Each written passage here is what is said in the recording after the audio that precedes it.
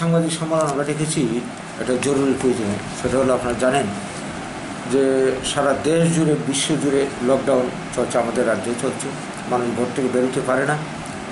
তো এখানেও পরিস্থিতি একটা স্পর্শকাতর বিষয়, সেটা হচ্ছে কাঞ্চনপুরে রিয়াং শরণার্থীদের নিয়ে অনেক দিন ধরে একটা জলঘোলা রাজনীতি চলছিল।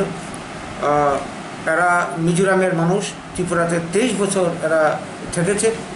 তো এদের জন্যে নিজ রাজ্যে ফেরত যাওয়ার জন্য কয়েকবার চুক্তি হয়েছে। লাস্টবার যেটা চুক্তি হয়েছিল গত অক্টোবর মাসে, ফোর্থ কর্নার চুক্তি, সে অনুযায়ী ওরা নিজ রাজ্যে ফেরত যাওয়ার কথা। মাঝখানে একটা রাজনীতি হয়, তাদেরকে নিয়ে যখন ফেরত দেওয়ার জন্য মিজোরামে একটা প্রচেষ্টা চলতে থাকে, বাদ সাধে এরার কিছু লোক এবং পেছনে মদত জুগিয়েছে এই রাজ্যের যারা বিরোধী দল আছে, সবকটা দল এদের পেছনে মদত দেয়। IPFT মদত দেয়, কংগ্রেস মদত দেয়, CPM মদত দেয়, এবং এই যে প্রদ্যুৎ কিশোর দেব বর্মন মদত দেয়। শেষ পর্যন্ত দেখা গেল বিজেপি শাসক দলের কিছু লোকও তাদেরকে সহযোগিতা করছে। শেষ পর্যন্ত কী হলো, এই চুক্তি চেঞ্জ হয়ে গেল। চেঞ্জ হয়ে ঠিক হলো যে না, ত্রিপুরাতেই থাকবে, 600 কোটি টাকা ওদের জন্য বরাদ্দ হলো। তো এই যে বিষয়টা, তখন আমরা আপত্তি তীব্র আন্দোলন এই নিয়ে করেছি, কারণ এই রিয়াং শরণার্থীরা এই রাজ্যে এই 23 বছরে অনেক সমস্যা তৈরি করেছে। বিশেষ করে যে অঞ্চলে ওরা ছিল, এদের দ্বারা অনেকবার ওইখানকার মানুষের উপর আক্রমণ হয়েছে, অত্যাচার হয়েছে, লুটতরাজ হয়েছে, মারধর হয়েছে, বাড়িঘর জ্বালিয়ে দিয়েছে। এদের অত্যাচারে বাঙালিরা যারা ওদেরকে স্থান দিয়েছিল, ওরা জায়গা জমি বাড়িঘর ফেলে চলে এসছে। 2016-তে কাশিরামপুরে অনেক বাঙালি বাড়িঘর মানে জ্বালিয়ে পুড়িয়ে দেওয়া হয়েছিল। তো এখানেও পরিস্থিতিতে কাঞ্চনপুর এলাকার মানুষ এবং আমরা সবাই দাবি তুলেছিলাম, না ওরা ওদের নিজেদের রাজ্যে ওরা ফেরত যাক।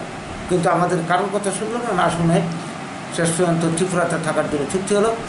তো এইটা করতে গিয়ে চুক্তি হলো, তো এরপরে এই লকডাউন বা এই পরিস্থিতি তৈরি হলো সারা দুনিয়া জুড়ে। এই অবস্থায় আমরা বিস্ময়ের সঙ্গে লক্ষ্য করছি, এখন প্রশাসনের পক্ষ থেকে, বিশেষ করে কাঞ্চনপুর মহকুমার যিনি মহকুমা শাসক শ্রীমতী চন্দ্রিমা, উনি একটা নোটিশ জারি করলেন ইদানিং 28 তারিখ নোটিশ জারি করলেন এপ্রিলের। সেই নোটিশ মূলে তিনি বলতে চেয়েছেন, ওইখানকার যারা প্রশাসনের কর্তা ব্যক্তিরা আছে তাদেরকে নির্দেশ দিয়েছেন যে তাদেরকে পুনর্বাসন দেওয়ার জন্য কাঞ্চনপুর পানিসাগর মিলে 5টা এলাকা এরা ঠিক করেছে, ওইখানে পুনর্বাসন দেবে, আর কিছু লোককে এদিক সেদিক দেবে। তো এইটা দিতে গিয়ে দেখা যাচ্ছে কি, যে সমস্ত এলাকা ওরা চিহ্নিত করেছে, এগুলি বাঙালি একদম পাশাপাশি আছে, বা যেমন গছিরাম পাড়ার মতন বা কাশিরামপুর বা এরকম পাশে দ্বারে একসময় বাঙালি ভর্তি ছিল। এদের অত্যাচারে উগ্রবাদী তাণ্ডবে লোকজন ফেরে চলে এসছে। এই সমস্ত জায়গাতে পুনর্বাসন দেওয়ার জন্য গভর্নমেন্ট উদ্যোগ নিচ্ছে। এটা আমরা কোনো মতে মেনে নিতে পারি না, কোনো মতে না। আমরা বরাবর বলে এসেছি, বাঙালির জায়গা বাঙালিদেরকে ফেরত দিতে হবে, এবং এই সমস্ত অঞ্চলে এরা যদি থাকে আবার সমস্যা তৈরি হবে। তাদেরকে মিজোরামে ফেরত দেওয়া হোক। যদি তা না করা হয়, তবে গভর্নমেন্ট অন্তত বাঙালি যে সমস্ত অঞ্চলে রয়েছে, এই সমস্ত অঞ্চলগুলিতে যাতে কোনো মতে পুনর্বাসন দেওয়া চলবে না। তাদেরকে তাদের ব্যাপারে যাতে চিন্তা করার। সবচেয়ে বড় কথা, এখন লকডাউন চলছে, এখন কেন উদ্যোগ? এটা এখন পরিষ্কার যে গভর্নমেন্টের একটা ছলচা তৈরি করছে, যে মানুষ এখন গড়তে বেরোতে পারবে না, কেউ প্রতিবাদ জানাতে পারবে না, তাই এরা গোপনে এই কাজগুলি করে নিচ্ছে। এটা আমরা হতে দিতে পারি না। যদি গভর্নমেন্ট এই উদ্যোগ থেকে না পেছনে আসে, তাহলে কিন্তু এটা নিয়ে আন্দোলন হবে, বিক্ষোভ হবে, অনেক কিছু হবে। লকডাউন মানবে না, মানুষজন বাঁচতে পারবে না, মরিয়া হয়ে যাবে কিন্তু মানুষ। তো আমরা বলেছি এই যে তাদেরকে মানে বাঙালি বেল্টের বাইরে যাতে যদি পুনর্বাসন দিতে হয়, সেখানে যাতে গভর্নমেন্ট চিন্তা ভাবনা করে। আর সেই সঙ্গে আজকে একটা জিনিস দেখেন, ত্রিপুরার স্থানীয় মানুষ বাঙালি, ওদের বাড়িঘর জ্বলল, যেমন আনন্দবাজার দীর্ঘদিন ধরে ক্যাম্পে ছিল, অনেক আন্দোলন আমরা করেছি। ওদেরকে একটা প্রতিশ্রুতি দিয়ে আবার বাড়ি করে ওদেরকে নিয়ে নিল। এদের জন্য কোনো প্যাকেজ নেই গভর্নমেন্টের, এদের পুনর্বাসন ব্যবস্থা নেই। আমাদের দাবি, রিয়াং শরণার্থীদের সঙ্গে ওদেরও আনন্দবাজারে যারা বাস্তুচ্যুত হলো বা এর আগে বাস্তুচ্যুত, তাদের পুনর্বাসন দিতে হবে। সেই সঙ্গে 3 নম্বর আমাদের দাবি, 80 জুলাই গণহত্যার পর থেকে আজ অব্দি সারা ত্রিপুরাতে হাজারে হাজারে বাঙালিরা বাড়িঘর ছাড়া হয়েছে। তাদের জন্য কেন গভর্নমেন্ট ভাববে না? কেন ভাববে না? হ্যাঁ, যদি পুনর্বাসনের ব্যবস্থা করা তাহলে তাদের কথাটাও ভাবতে হবে, তাদেরও পুনর্বাসন ক্ষতিপূরণের ব্যবস্থা করতে হবে। এইভাবে আমরা দাবি তুলেছি। আজকে এই লকডাউনজনিত পরিস্থিতির জন্য সমস্যা তৈরি হয়েছে, আপনারা জানেন। খেটে খাওয়া মানুষ, শ্রমিক অংশের মানুষ, কর্ষক, এরা খুব খারাপ অবস্থা, বেহাল অবস্থা। তাদের ঘরে খাবার নেই।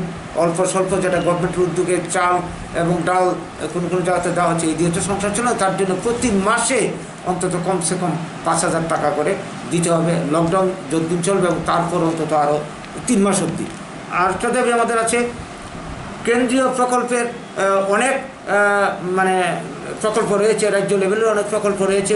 এই প্রকল্পের টাকা, বার্ধক্য ভাতা, বিধবা ভাতা ইত্যাদি ইত্যাদি থেকে শুরু করে টাকা মানে মানে ওই দিন আমি গেছিলাম সর্বদলীয় মিটিংয়ে, মুখ্যমন্ত্রী বলেছেন যে এই টাকা পৌঁছে দেওয়ার চেষ্টা করা হচ্ছে, দেওয়া হবে, বর্ধিত আরও দেওয়া হবে, কিন্তু আমরা কার্যক্ষেত্রে দিচ্ছি টাকাগুলি করছে না। ফলে মানুষ খুব অসুবিধা আছে। আমাদের দাবি অতি সত্ত্বর যাতে তাদের হাতে, বেনিফিশিয়ারির হাতে টাকাগুলি পৌঁছে দেওয়া হয়। সেই সঙ্গে আমাদের একটা দাবি যে রেগার কাজ, যখন মানুষের হাতে টাকা নেই, এখন লকডাউন কিছুটা শিথিল হয়েছে, রেগার কাজের মজুরি বাড়াতে হবে এবং সেই সঙ্গে মজুরির দিনও বাড়াতে হবে এবং এগুলিকে নিয়োগ করা দরকার কৃষিক্ষেত্রের মতন উৎপাদনমুখী ক্ষেত্রগুলিতে। সেই সঙ্গে আমাদের দাবি যে কৃষি পণ্য তো যে দাম কমছে, অন্যত্র আমরা দেখছি যে এই যে গ্রোসারি জিনিস বাজারে বন্দরে নিয়ে খুব কালোবাজারি চলছে, দাম বেড়ে চলেছে।